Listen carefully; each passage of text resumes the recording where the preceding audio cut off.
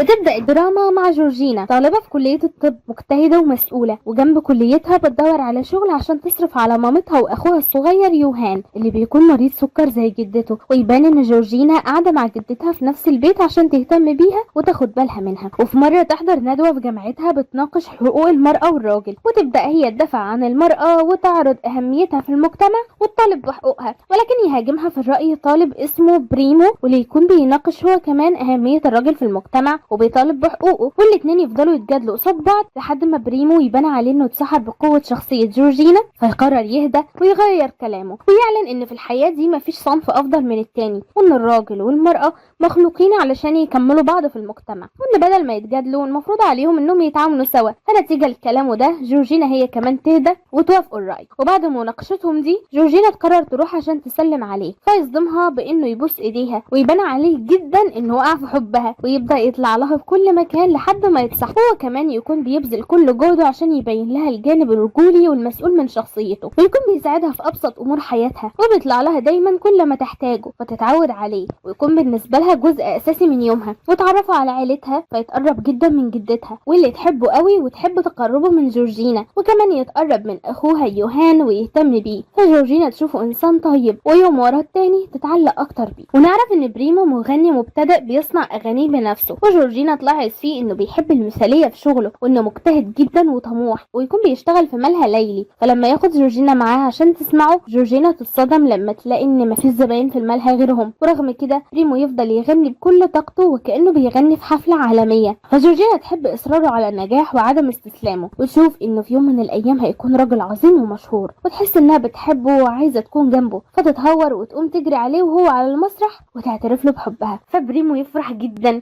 ويعترف لها هو كمان، وتعدي الايام كده وهما الاتنين مرتبطين وحياتهم تكون سعيده جدا جدا. وفي يوم جدتها تتعب جدا بسبب مرض السكر اللي نسبته تزيد عندها، فبريمو رغم انه يكون عنده حفله مهمه الا انه ما يروحش، ويروح وراهم المستشفى عشان يفضل مع جورجينا. ونتيجه لزياده السكر عند جدتها يحصل لها نزيف شديد في شبكيه عينيها فتفقد بصرها، ولما تخرج من المستشفى تكون حاسه ان دي ايامها الاخيره، فتقرر انها تهدي بيتها لجورجينا وبريمو عشان يبداوا حياتهم فيه، وتكتبوا باسمهم هما الاتنين عشان تضمن انهم يكونوا سوا طول العمر. تعدي ايام قليله جدا وتموت، فجورجينا وبريمو بعد ما يتخطوا سوا كل الايام الصعبه والحزينه دي يقرروا انهم يبنوا حياه جديده ويساعدوا بعض في انهم يفرشوا بيتهم حته حته على ذوقهم ويخططوا لمستقبلهم. وجورجينا تتمنى انها تشوفه مغني عالمي في اقرب وقت، هو يتمنى يفتخر بيها لما تتخرج وتبقى دكتوره عظيمه، ويوعدوا بعض ان كل واحد فيهم هيساعد التاني بانه يوصل لحلمه وما يكونوش عائق لبعض. وفعلا ايامهم السعيده دي تستمر كده لفتره، ولكن بعد سنين كل ده يتغير، وده لان صفه عدم الاستسلام اللي جورجينا كانت بتحبها فيه تتحول لاكتر صفه بتكرهها فيه، وده لان من بدايه ارتباطهم ما حققش اي تقدم، وبدل ما يدور على شغل بديل عشان يصرف على احتياجاتهم يفضل متمسك انه ازاي يوصل لحلمه في الموسيقى. وده على عكس باقي اصحابه واعضاء فرقته اللي اعتزلوا عشان يدوروا على شغل تاني يصرفوا من خلاله على اولادهم وعيلتهم. وجورجينا تلاحظ ان بريمو بيرفض اي شغلانه بتتعرض عليه بحجه انها مش مناسبه لمستواه او لشغفه، وده في نفس الوقت اللي هي شايله فيه البيت وبتشتغل اي شغلانه حرفيا عشان تصرف على البيت وعلى عيلتها، وده كله جنب دراستها للطب اللي عشان ما فيش عندها وقت انها تحضر محاضراتها صاحب ليها اسمه ميكو هو اللي يساعدها ويروح يديها المحاضرات اول باول، ويكون متضايق منها انها اهملت دراستها وكل حياتها بسبب ارتباطها ببريمو، ويكون بينصحها دايما انها تركز في مستقبلها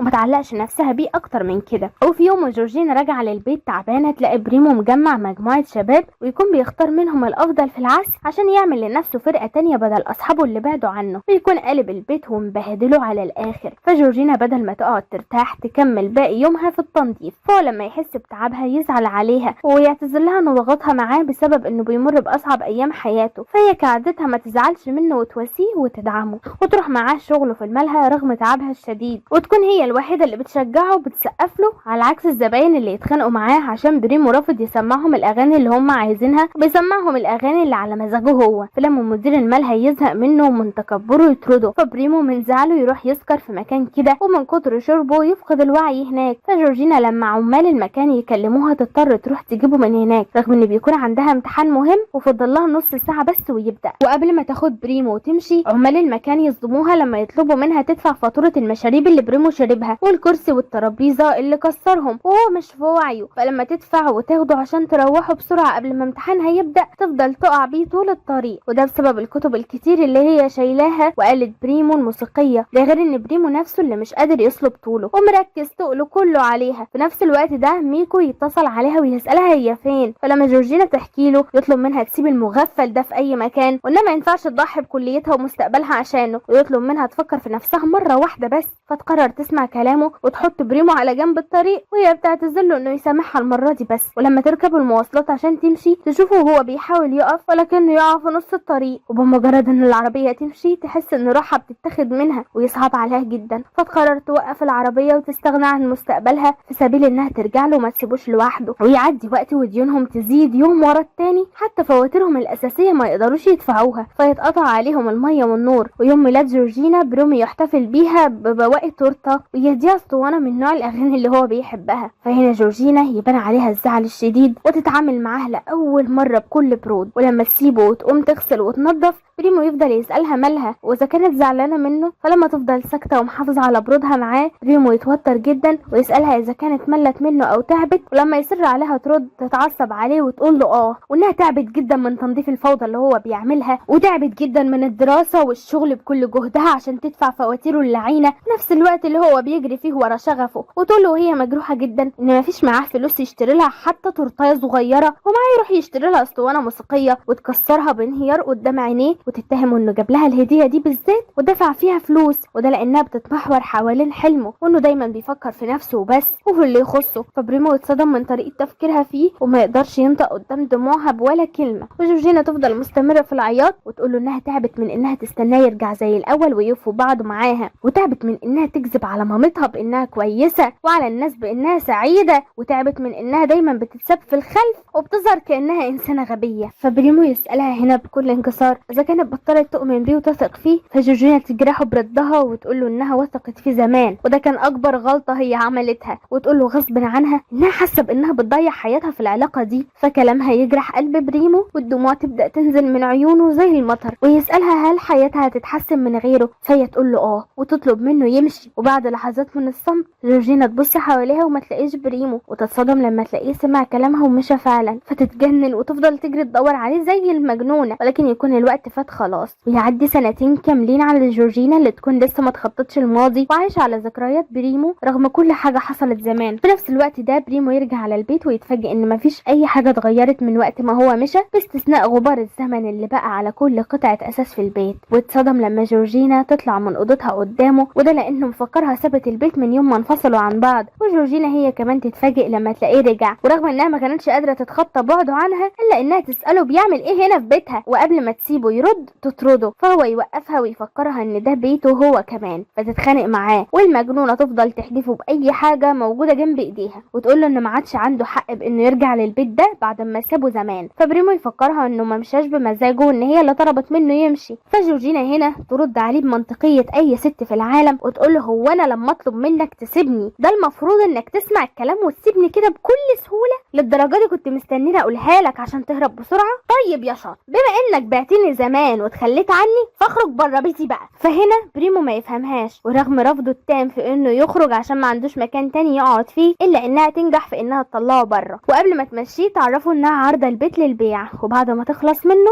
تروح على شغلها اللي يبان انه بعيد عن مجال الطب، وبسبب انها ما حضرتش الامتحان من سنتين فتأخر تخرجها وتكون لسه بتدرس، ونفهم بانها مضطرة تشتغل في وظيفتها دي بشكل مؤقت لحد ما تقدر تخلص دراستها او امتحانها النهائي اللي يكون فاضل عليه شهرين بس. وبعد ما تخلص شغل تروح مع مامتها واخوها يوهان لدكتور العيون الخاص بيوهان، ويبان ان ميكو زميلها اتخرج وبقى دكتور متدرب معاه. وهناك تعرف من الدكتور ان بسبب زيادة نسبة السكر عند اخوها حصل له نزيف في الشبكية، وان لو اهمل جرعات الانسولين بتاعته هيحصل له عمى. فجورجينا تخاف عليه جدا وتترجاه يهتم بصحته الفترة دي، ويطلع بقى انها عايزة تبيع البيت عشان تحقق له حلمه في انه يسافر لامستردام. في نفس الوقت ده بريمو يروح يصالح اصحابه القدام اللي كان انفصل عنهم زمان لما قرر كل واحد فيهم يسيب الموسيقى ويشتغل شغل تاني يكسب من وراه فلوس، وهما يفرحوا جدا برجوعه، ومن كلامهم معاه يحسوا انه اتغير جدا، بالاخص لما يطلب منهم يساعدوه في انه يدور على اي شغلانه جزئيه يكسب من وراها فلوس، ويستغربوه اكتر لما يوافق على اقتراح مرات صاحبه بانه يشتغل معاها في مجال البيع عبر الانترنت، وده لان بريمو القديم اللي هما عارفينه نرجسي ولا يمكن يوافق على شغل بسيط زي ده، فهو يعرفهم انه اتغير ورجع عشان يصلح كل اخطائه الخاصه بيهم وبجورجينا، وانه هيحاول يصلحها ويرجعها ليه. وبالليل لما جورجينا ترجع البيت تتصدم لما تلاقي بريمو غير قفل الباب ومش قادره تدخل، فبريمو يخرج لها من الشباك ويشرط عليها انها توافق تتكلم معاه بهدوء من غير ما تطرده وهو يفتح لها، فلما توافق يدخلها، فجورجينا تتفاجئ لما تلاقيه نظف البيت ورجع كل حاجه زي الاول، ويعرفها انه مش حابب انها تبيع بيتهم، فيتعرفوا انها لما تبيع البيت هتقسم الربح معاه، وانها اخدت قرارها ومش هتقبل النقاش معاه في الموضوع ده بالذات. فبريمو يعتذر لها ويعرفها انه عايز يرجعها ليه تاني، فجورجينا تتاثر، ورغم محاولتها في انها ترسم القوه وهي بترفض ترجع له الا انها تتوتر، وعدم سيطرتها على مشاعرها تكون باينه جدا لبريمو، ويلاحظ انها لسه بتكنله نفس المشاعر. ولكن تاني يوم يلاقيها بتقسم البيت بينهم بالنص عشان تعمل حدود بينهم، ومع كل مشتري تجيبه للبيت بريمو يطفشه لها بذكره للعيوب الموجوده فيه، وده لانه مش حابب ان البيت يتباع عشان ما يرجعش يبعد عنها تاني ويفضل يهتم بيها عشان يرجع يكسب قلبها وثقتها فيه.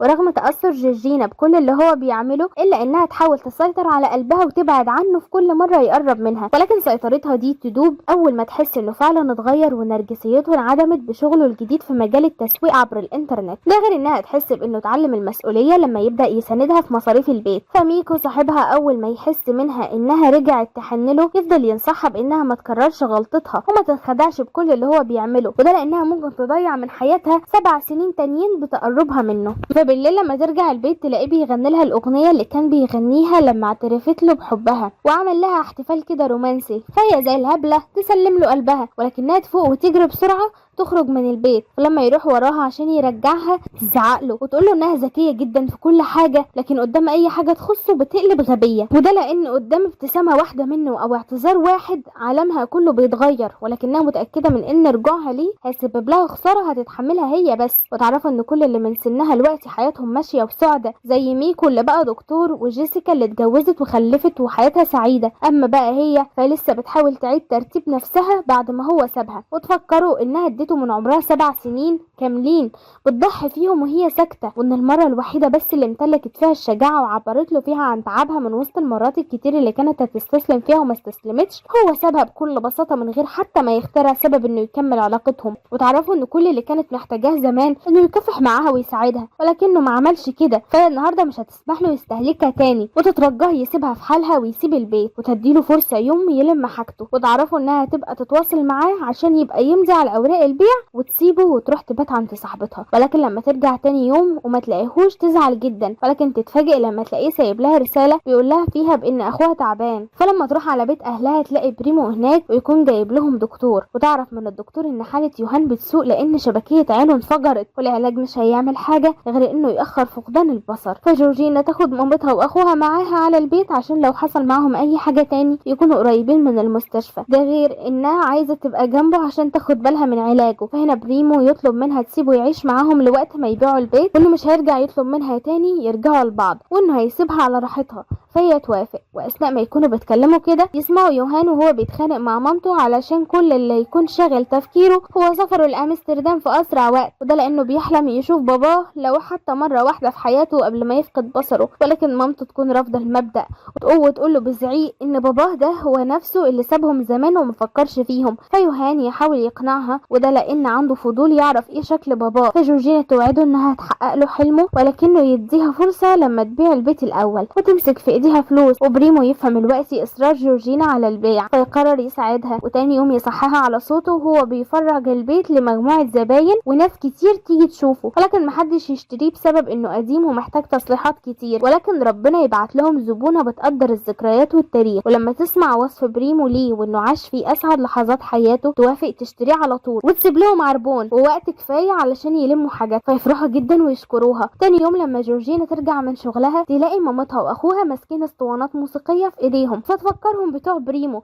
فتزعق لهم، وده لان الاسطوانات دي مهمه جدا عنده وفضل يجمع فيهم طول سنين حياته. فمامتها تعرفها ان دي اسطوانات جدتها وان بريمو اخد كل اسطواناته وهو خارج، فجورجينا تستغرب وما تفهمش اخدهم ليه، ولكن بريمو يدخل عليهم وهو معاه 3 تذاكر لامستردام، فجورجينا تفهم انه باع الاسطوانات وجاب بحقها التذاكر. ولما تساله عمل كده ليه، يقول لها ان لما هي ويوهان يشوفوا باباهم اهم عنده من الاسطوانات. فجورجينا تتاثر قوي وتحضنه. مامتها ترفض انها تسافر معاهم وتطلب من بريمو يروح هو مكانها احسن، فبريمو ما يصدق ويوافق على طول، ويكون عنده قريب في امستردام فياخد جورجينا ويوهان ويروحوا يقعدوا عنده، وقريب بريمو ده يفضل يساعدهم في انهم يدوروا على ابوهم. وخلال تدويرهم يعرفوا من واحد ان ابوهم متجوز واتنقل من بيته من سنين وحاليا ما يعرفش عنه حاجه، فجورجينا تزعل، لكن يوهان يكون لسه مصر يشوفه. فجورجينا تفهمه انهم لو راحوا له هيسببوا له مشاكل مع عيلته هتأدي انهم يتكرهوا بسببها، فيوهان يترجاها ما تستسلمش في انها تدور عليه، يعرفها بانه مصر يشوفه حتى لو ابوه كرهه، فما ترضاش تزعله وتوافق انهم يدوروا عليه. وبعد فتره من التدوير قريب بريمو يلاقي معلومات عنه وياخدهم على بيته، فهناك تقابلهم مرات ابوهم، ولما جورجينا تعرفها بنفسها هي ويوهان فتصدمها بان ابوهم وبنتها ماتوا من سنتين في حادثه عربيه، وانهم حاولوا كتير يتواصلوا معاهم علشان يعرفوهم لكن ما قدروش، وتحكي لهم ان باباهم كان بيحبهم جدا وبيتكلم عليهم دايما، وكان بيخطط انه ياخدهم ويسافر لهم عشان يعرفهم على بعض، ولكن موته غير كل الخطط. وجورجينا تكتشف ان ليها اخ تاني من ابوها غير اختها اللي توفت وتحبه جدا هي ويوهان، وتوعده بانها تتواصل معاه دايما. ورغم زعل يوهان وحزنه على ابوه الا انه يفرح لما يشوف شكله في الصور. وبعد ما جورجينا وبريمو يقدروا انهم يحققوا حلم يوهان يرجعوا على الفلبين عشان يخلوا بيتهم للمشتري ويبيعوا العفش اللي مش محتاجينه. فجورجينا تلاحظ لما البيت يفضى الاسطوانه اللي بريمو كان جايبها لها هديه قبل ما ينفصلوا، فلما تروح تشوفها يطلع ان فيها رساله من بريمو كان بيعتذر لها فيها عن تعبها اللي تعرضت ليه بسبب فشله، وانه حاسس بيها وموجوع عليها، ويعرفها انه ما كانش بيتمنى ابدا انها تسيب الامتحان بتاعها عشانه، ويترجاها في الرساله ما تتخلاش عنه لانه ما يتخيلش انه يبعد عنها، ويطلب منها فرصه ويوعدها انه هيتغير. فجورجينا لما تقرا رسالته تعيط انها ظلمته كل ده وتسرعت لما طلبت منه يمشي، فتقوم تجري تروح له وتحضنه وتفضل تعتذر له، وهو طبعا يسامحها بسهوله، ومن هنا يرجعوا لبعض. وبس كده، اتمنى من كل قلبي تعيشوا قصه حبكم في الحياه وتتقابلوا مع ابطال وبطلات احلامكم. بحبكم جدا، سلام.